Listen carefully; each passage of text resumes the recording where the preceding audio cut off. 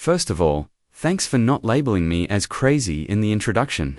I wanted to share something useful, something that might help you later in life. So, I decided to tell the story of how I ended up here, and what lessons came along the way. Honestly, I still think back and wonder how everything unfolded. When I was young, I had no clear idea of what career I wanted. People kept asking, but nothing felt obvious.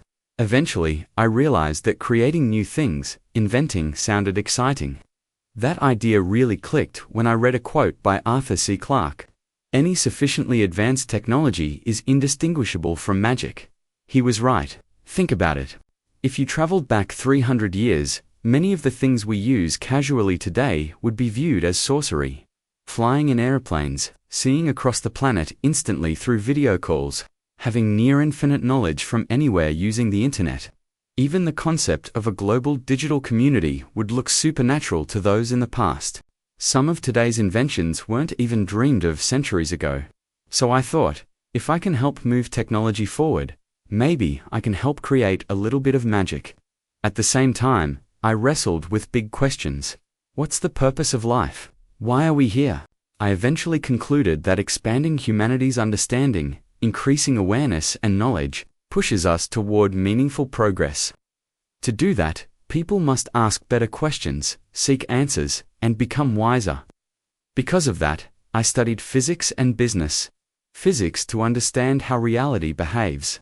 Business to understand how people and systems work. And to build anything meaningful, you need teams, not just individual effort. I came to California in 1995, searching for ways to improve electric vehicle energy storage. Maybe an advanced capacitor could replace batteries, I thought. But at the same time, the internet was booming. I faced a choice: pursue risky energy research, or join a revolution already happening. So I left school and jumped into the world of online technology. One project became PayPal.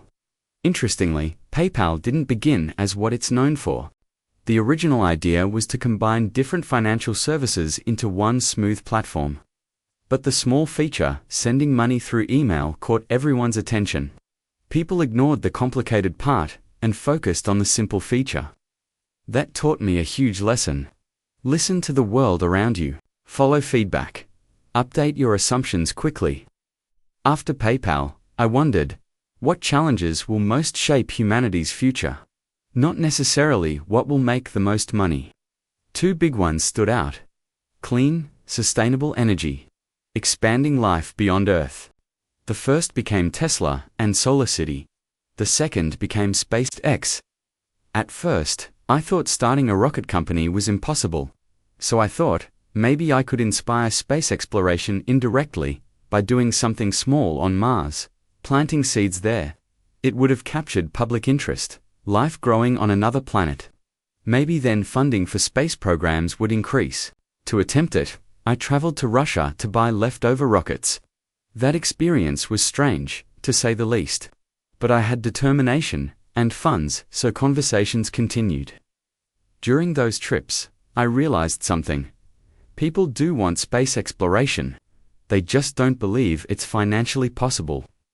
So, instead of pushing NASA, I decided to build a company that solves the cost problem itself. Almost everyone told me it would fail, and at first, they were right. We had 3 failed launches. It was incredibly painful. Building physical machines was new to me. I had built software before, but rockets are different. Everything must be perfect on the first full test. On Flight 4, our last shot, the rocket reached orbit. That success saved the company. Later, we developed larger rockets, like Falcon 9 and the Dragon spacecraft, which successfully visited the International Space Station. Still, this is just the beginning. Becoming a spacefaring civilization is crucial for the long-term survival of consciousness. Earth has existed for billions of years, but advanced civilization has existed for only a fraction of that time. I'm optimistic about Earth's future, but even a small risk is worth preparing for. Redundancy matters. We need a backup drive for life. To do that, we need fully and quickly reusable vehicles that can travel to Mars, something extremely difficult, but necessary. Meanwhile, With Tesla, the goal was to change how people think about electric cars. Most believed they were slow, ugly, and impractical. Basically, golf carts with doors. So, we built the Tesla Roadster, fast, attractive, and long-range, to prove what was possible. People believe what they can see and touch. That's another lesson. PowerPoint slides can't change minds. A working prototype can. Even after the Roadster, people doubted scalable production, so we created bigger, consumer-friendly models. In the end, if there's something important you want to build, start by making a simple version that actually works. To summarize, learn quickly, update your assumptions. Prototype. Don't let limits box you in. You are the creators of this century. Your imagination can reshape our world. Go build something magical. Thank you.